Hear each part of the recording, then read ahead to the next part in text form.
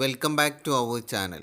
ഇന്ന് നമ്മൾ ഡിസ്കസ് ചെയ്യുന്നത് സെക്കൻഡ് സെമ്മിലെ writing for academic and professional success എന്ന പേപ്പറിലെ തേർഡ് യൂണിറ്റായ ദ പ്രോസസ് ഓഫ് റൈറ്റിംഗ് ആണ്.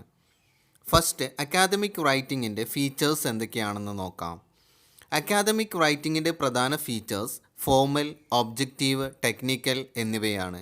ഫോർമൽ എന്നതുകൊണ്ട് ഉദ്ദേശിക്കുന്നത് അക്കാദമിക് റൈറ്റിങ്ങിന് ഒരു ഔപചാരികത വേണമെന്നാണ്. അതിൽ writer colloquial expressions, slangs, contracted forms of words, that means words ചുരുക്കി യൂസ് ചെയ്യുന്നതൊക്കെ ഒഴിവാക്കണം. ഒബ്ജക്റ്റീവ് എന്നതുകൊണ്ട് ഉദ്ദേശിക്കുന്നത് അക്കാദമിക് റൈറ്റിങ്ങിൻ്റെ ടോൺ നിഷ്പക്ഷമാകണമെന്നാണ്. ടെക്നിക്കൽ എന്നതുകൊണ്ട് ഉദ്ദേശിക്കുന്നത് അക്കാദമിക് റൈറ്റിങ്ങിന് അനുയോജ്യമായ ശൈലിയും വിഷയത്തിന് ചേർന്ന വാക്കുകളും പ്രയോഗങ്ങളും മറ്റും ഉപയോഗിക്കുക എന്നാണ്. അതുപോലെ തന്നെയാണ് പാരഗ്രാഫ് ഫോമാറ്റ്. പലതരം റൈറ്റിങ്ങിന് പലതരത്തിലുള്ള പാരഗ്രാഫ് ഫോമാറ്റാണ് നാം ഉപയോഗിക്കുക. ഒരു സയൻസ് പേപ്പറിലെ പാരഗ്രാഫ് ഹ്യൂമാനിറ്റീസിലെയോ സോഷ്യൽ സയൻസിലെയോ പാരഗ്രാഫിൽ നിന്നും വ്യത്യസ്തത ഉള്ളതായിരിക്കും. ഹ്യൂമാനിറ്റീസിൽ പലപ്പോഴും ആർഗ്യുമെൻറ്റേറ്റീവ് സ്റ്റൈൽസും ലെങ്തിയർ പാരഗ്രാഫുകളുമാണ് ഉപയോഗിക്കുന്നത്. സയൻസ് പേപ്പേഴ്സ് പൊതുവെ വിവരണങ്ങളായിരിക്കും. ധാരാളം വിവരണങ്ങൾ അതിൽ അടങ്ങിയിരിക്കും. നെക്സ്റ്റ് ടോപ്പിക്കാണ് the process of academic writing. Scholarly റൈറ്റിംഗ്സിൽ ചില ഡിഫറൻസുകളുണ്ട്. അക്കാദമിക് അസൈൻമെൻറ്റ് സബ്മിറ്റ് ചെയ്യുമ്പോൾ 3 കാര്യങ്ങളാണ് പ്രധാനമായിട്ടും ചെയ്യേണ്ടത്. അവ പ്രീ റൈറ്റിംഗ്, റൈറ്റിംഗ്, റിവൈസിംഗ് എന്നിവയാണ്. ഒരു ആർഗ്യുമെൻറ്റേറ്റീവ് എസ്സേ എഴുതാനുള്ള സ്റ്റെപ്പുകളാണ്. ഫസ്റ്റ് സ്റ്റെപ്പ്, എന്തിനെ പറ്റിയാണ് എഴുതാൻ പോകുന്നതെന്ന് ഉറപ്പിക്കുക. ഒരു സബ്ജക്റ്റും ടോപ്പിക്കും തിരഞ്ഞെടുക്കുക. എങ്ങനെയാണ് ടോപ്പിക്കിനെ സമീപിക്കേണ്ടതെന്ന് ഉറപ്പിക്കുക. ഈ എസ്സേ എഴുതുന്നതിൻ്റെ ഉദ്ദേശം, ആരാണ് ഓഡിയൻസ് എന്നിവയെക്കുറിച്ച് ചിന്തിക്കുക. സെക്കൻഡ് സ്റ്റെപ്പ്, എക്സ്പേർട്ട് സോഴ്സിൽ നിന്ന് വിവരങ്ങൾ ശേഖരിക്കുക. ഏതെല്ലാം ബുക്സാണ് നോക്കേണ്ടത്, അവയിൽ നിന്ന് എന്തൊക്കെയാണ് കോട്ട് ചെയ്യേണ്ടത് എന്നൊക്കെ തീരുമാനിക്കുക. തേർഡ് സ്റ്റെപ്പ്, പ്രധാന ആശയങ്ങൾ, അവ അവതരിപ്പിക്കുന്ന വിധം, പാരഗ്രാഫുകൾ എങ്ങനെയാണ് തിരിക്കേണ്ടത് എന്നിവയെല്ലാം തീരുമാനിക്കുക. ഫോർത്ത് സ്റ്റെപ്പ്, എഴുതി തുടങ്ങുക. ഫിഫ്ത്ത് സ്റ്റെപ്പ്, ഫൈനൽ ഡ്രാഫ്റ്റ് ശരിയാക്കിയെടുക്കുക. ഇത്രയുമാണ് ഒരു ആർഗ്യുമെൻറ്റേറ്റീവ് എസ്സേ എഴുതുന്നതിനുള്ള സ്റ്റെപ്സ്. നെക്സ്റ്റ് ടോപ്പിക്കാണ് purpose and audience in academic writing. Purpose in academic writing means your reason for writing. Academic അസൈൻമെൻറ്റുകളിൽ പേർപ്പസ് വിദ്യാഭ്യാസപരമാണെങ്കിലും പലപ്പോഴും അവയ്ക്ക് സാമൂഹികവും തൊഴിൽപരമായുള്ളതുമായ ഉദ്ദേശങ്ങളുണ്ട്. അതിനു പുറമെ നിങ്ങൾ ചിന്തിക്കുന്നത് പോലെ റീഡേഴ്സിനെയും ചിന്തിക്കാൻ പ്രേരിപ്പിക്കുക എന്ന ഉദ്ദേശവും അതിനുണ്ട്.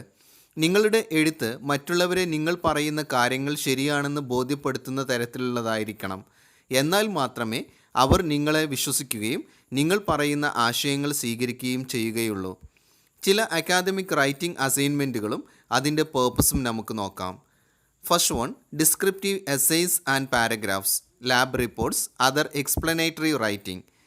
ഇവയുടെയൊക്കെ പേർപ്പസ് എന്ന് പറയുന്നത് അറിവ് കാണിക്കുക, മനസ്സിലാക്കുക, കൂട്ടിയോജിപ്പിക്കുക എന്നിവയാണ്. നെക്സ്റ്റ് വണ്ണാണ് critical, argumentative and persuasive essays. ഇവയുടെ പേർപ്പസ് എന്ന് പറയുന്നത് ആർഗ്യുമെൻറ്റ്സ് കൺസ്ട്രക്റ്റ് ചെയ്യാനുള്ള കഴിവുണ്ടാക്കുക, മറ്റുള്ളവരെ പ്രത്യേക രീതിയിൽ ചിന്തിപ്പിക്കാനുള്ള കഴിവുണ്ടാക്കുക എന്നിവയാണ്. നെക്സ്റ്റ് ആണ് review of literature, research reports, write upon methodology. ഇവയുടെ പേർപ്പസ് എന്ന് പറയുന്നത് റിസർച്ച് സ്കിൽസ് ഉണ്ടാക്കിയെടുക്കുകയാണ്. നെക്സ്റ്റ് ആണ് proposal, case study, problem solving, designing specification for projects. ഇവയുടെയൊക്കെ പേർപ്പസ് എന്ന് പറയുന്നത് പ്രൊഫഷണൽ പ്രാക്ടീസിന് പ്രിപ്പയർ ചെയ്യലാണ്.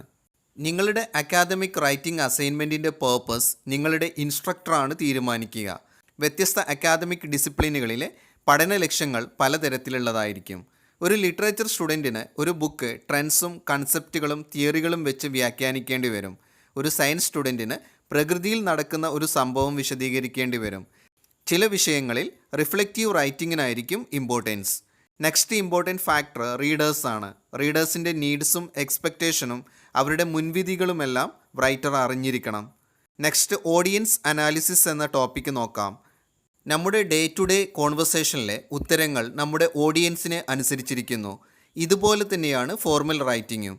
ഓഡിയൻസിനെ കുറിച്ച് വ്യക്തമായ ഒരു പിക്ചർ ലഭിക്കാൻ എഴുതുന്നതിൻ്റെ മുൻപ് ആർക്ക് വേണ്ടിയാണ് ഞാൻ എഴുതുന്നത്, ഈ വിഷയത്തെപ്പറ്റി റീഡേഴ്സ് എന്ത് അറിയണമെന്നാണ് ഞാൻ ആഗ്രഹിക്കുന്നത്, ഈ വിഷയത്തെപ്പറ്റി അവർ എന്ത് ചിന്തിക്കണമെന്നാണ് എൻ്റെ ആഗ്രഹം, റീഡേഴ്സിന് ഈ വിഷയത്തെക്കുറിച്ച് ഓൾറെഡി എന്തറിയാം തുടങ്ങിയ ചോദ്യങ്ങൾ ചോദിക്കുക. ഒരു കോളേജ് വർക്കിനെ സംബന്ധിച്ചിടത്തോളം നിങ്ങളുടെ ടീച്ചറാണ് നിങ്ങളുടെ ഓഡിയൻസ്. എന്നാലും ചില സമയങ്ങളിൽ ടീച്ചർ നിങ്ങളുടെ വർക്ക് പിയേഴ്സിനെയോ ക്ലാസ്മേറ്റുകളെയോ കാണിക്കാൻ ആവശ്യപ്പെടും. നിങ്ങളുടെ റീഡേഴ്സിൻ്റെ എഡ്യൂക്കേഷണൽ സ്റ്റാറ്റസ്, അവരുടെ ജെൻഡർ, ഏജ്, കമ്മ്യൂണിറ്റി എന്നിവയൊക്കെ നിങ്ങളുടെ എഴുത്തിനെ സ്വാധീനിച്ചേക്കാം. Next, choosing an appropriate voice എന്ന ടോപ്പിക്ക് നോക്കാം. അക്കാദമിക് റൈറ്റിങ്ങിൽ സാധാരണയായി ഫസ്റ്റ് പേഴ്സൺ നരേഷൻ ഉപയോഗിക്കാറില്ല. For example, I think, in my opinion എന്നിങ്ങനെ ഉപയോഗിക്കാറില്ല. പകരം ന്യൂട്രൽ റൈറ്റിംഗ് ആണ് നല്ലത്. പ്രോനൗൺ യൂസ് ചെയ്യേണ്ടി വരുന്ന സമയത്ത് ദേ എന്ന് യൂസ് ചെയ്യുക. ന്യൂട്രൽ ടോൺ ഉപയോഗിക്കുന്നത് കൊണ്ട് നിങ്ങളുടെ റൈറ്റിങ്ങിൻ്റെ അതോറിറ്റി ഒരിക്കലും നഷ്ടപ്പെടുകയുമില്ല. Next, the process of writing academic essays എന്ന ടോപ്പിക്ക് നോക്കാം. ഒരു എസ്സേ എഴുതുന്നതിൻ്റെ എയിം എന്ന് പറയുന്നത് കുറച്ച് പാരഗ്രാഫിലൂടെ ലോജിക്കലായി ഒരു ചോദ്യത്തിന് ഉത്തരം പറയുക എന്നതാണ്. നിങ്ങളുടെ ഉത്തരം നിങ്ങളുടെ അഭിപ്രായമോ അല്ലെങ്കിൽ അതിനോട് നിങ്ങളുടെ കാഴ്ചപ്പാടോ ആയിരിക്കും. അതുകൊണ്ട് തന്നെ നിങ്ങൾ എന്തുകൊണ്ടാണ് അത്തരം ഒരു കാഴ്ചപ്പാട് സ്വീകരിക്കുന്നത് എന്നതിന് ആവശ്യമായ വിശദീകരണങ്ങളും തെളിവുകളും കൊടുക്കേണ്ടി വരും. സാധാരണയായി ഒരു കോളേജ് എസ്സേയിൽ 5 പാരഗ്രാഫുകളാണ് ഉണ്ടാവുക. ഫസ്റ്റ് വണ്ണാണ് ഇൻട്രഡക്ഷൻ. ഫസ്റ്റ് പാരഗ്രാഫാണ് ഇൻട്രഡക്ഷൻ. ഇൻട്രഡക്ഷനിൽ ബാക്ക്ഗ്രൗണ്ട് ഇൻഫോർമേഷൻ നൽകുന്നു, അതുപോലെ ടോപ്പിക്ക് ഇൻട്രൊഡ്യൂസ് ചെയ്യുന്നു, മെയിൻ ഐഡിയ കുറച്ച് വിശദീകരിക്കുന്നു. സെക്കൻഡും തേർഡും ഫോർത്തും ബോഡി പാരഗ്രാഫുകളാണ്. ഇതിൽ സപ്പോർട്ടിംഗ് ഐഡിയാസും അവയുടെ വിശദീകരണങ്ങളും നൽകുന്നു. ഫിഫ്ത്ത് പാരഗ്രാഫാണ് കൺക്ലൂഷൻ. ലാസ്റ്റ് പാരഗ്രാഫാണ് കൺക്ലൂഷൻ. സപ്പോർട്ടിംഗ് ആശയങ്ങൾ ഇതിൽ ചുരുക്കി വിവരിക്കുന്നു. എസ്സേ എഴുതാനുള്ള പ്രധാന സ്റ്റെപ്പുകളാണ് പ്രീ റൈറ്റിംഗ്, റൈറ്റിംഗ്, റിവൈസിംഗ് എന്നിവ. പ്രീ റൈറ്റിംഗ് എന്നതുകൊണ്ട് ഉദ്ദേശിക്കുന്നത് ടോപ്പിക്ക് മനസ്സിലാക്കുക, അതിൻ്റെ പേർപ്പസ്, ഓഡിയൻസ് എന്നിവയെക്കുറിച്ച് ചിന്തിക്കുക. ബ്രെയിൻ സ്റ്റോമിംഗ്, അതുപോലെ ഐഡിയാസിനെ ഓർഗനൈസ് ചെയ്യുക. കൂടാതെ എസ്സേ എഴുതാൻ ആവശ്യമായ വിവരങ്ങൾ ലഭിക്കാനുള്ള സോഴ്സ് ഏതൊക്കെയാണെന്ന് മനസ്സിലാക്കുക. ഒരു ഔട്ട്ലൈൻ തയ്യാറാക്കുക. തീസിസ് സ്റ്റേറ്റ്മെൻറ്റ് തീരുമാനിക്കുക. ഇവയെല്ലാമാണ് പ്രീ റൈറ്റിങ്ങിൽ ഉൾക്കൊള്ളുന്നത്. Next, writing. റൈറ്റിങ്ങിൽ മെയിൻ പോയിൻറ്സും സപ്പോർട്ടിംഗ് പോയിൻറ്സും ലിസ്റ്റ് ചെയ്യുന്നു. ഫസ്റ്റ് പാരഗ്രാഫും ബോഡി പാരഗ്രാഫും കൺക്ലൂഷനും ഡ്രാഫ്റ്റ് ചെയ്യുന്നു. Next, revising.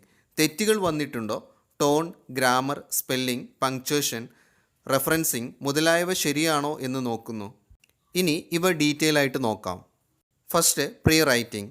ടോപ്പിക്കിനെ ഫോക്കസ് ചെയ്യാനും ആശയങ്ങളെ ശേഖരിക്കാനും അവ ഏത് ഓർഡറിലാണ് എഴുതേണ്ടത് എന്ന് തീരുമാനിക്കാനും ഇത് നിങ്ങളെ സഹായിക്കുന്നു. നിങ്ങളുടെ ഓഡിയൻസിനെ മനസ്സിലാക്കണം, അവർ യോജിക്കുന്ന രീതിയിൽ വേണം എഴുതാൻ. അക്കാദമിക് റൈറ്റിങ്ങിൽ ഓഡിയൻസ് എപ്പോഴും ലേൺഡ് പീപ്പിളും സ്റ്റുഡൻസും ടീച്ചേഴ്സുമായിരിക്കും. പ്രീ റൈറ്റിങ്ങിൽ വരുന്ന 2 സ്റ്റെപ്പുകളാണ് ബ്രെയിൻ സ്റ്റോമിംഗ്, അതുപോലെ organising and outlining. First, brain storming എന്താണെന്ന് നോക്കാം. സാധാരണയായി ബ്രെയിൻ സ്റ്റോമിംഗ് ഒരു ഗ്രൂപ്പ് ആക്ടിവിറ്റിയാണ്. ഐഡിയാസ് ജനറേറ്റ് ചെയ്യലാണ് ഇതിലൂടെ ചെയ്യുന്നത്. ഒരു പേപ്പർ എടുത്ത് അതിൻ്റെ സെൻറ്ററിൽ, അതിൻ്റെ മധ്യഭാഗത്ത് ടോപ്പിക് എഴുതി ഒരു സർക്കിൾ വരയ്ക്കുന്നു. ആ സർക്കിളിൽ നിന്നും ആരോ വരച്ച് ആ ടോപ്പിക്കുമായി ബന്ധപ്പെട്ട് നിങ്ങൾ ഓർക്കുന്ന എല്ലാ വേർഡ്സും ആശയങ്ങളും എഴുതുന്നു. ഇവയെ പല ഭാഗങ്ങളായി തിരിച്ച് പാരഗ്രാഫിന് വേണ്ടി ഉപയോഗിക്കുന്നു. നെക്സ്റ്റ്, ഓർഗനൈസിംഗ് ആൻഡ് ഔട്ട്ലൈനിങ് എന്താണെന്ന് നോക്കാം. ഒരു ഔട്ട്ലൈൻ പ്രിപ്പയർ ചെയ്യുകയാണ് ഇതുകൊണ്ട് ഉദ്ദേശിക്കുന്നത്. ഇത് എഴുത്തിനൊരു ലോജിക്കൽ ഓർഡർ നൽകുന്നു.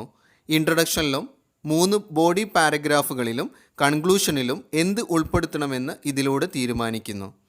നെക്സ്റ്റ് സ്റ്റെപ്പാണ് writing a thesis statement. Thesis statement ഒരു എസ്സേയുടെ ബാക്ക് ബോൺ ആണ്. എസ്സേയുടെ വിവിധ ഭാഗങ്ങളെ ചേർത്ത് പിടിക്കുന്നത് തീസിസ് സ്റ്റേറ്റ്മെൻ്റ് ആണ്.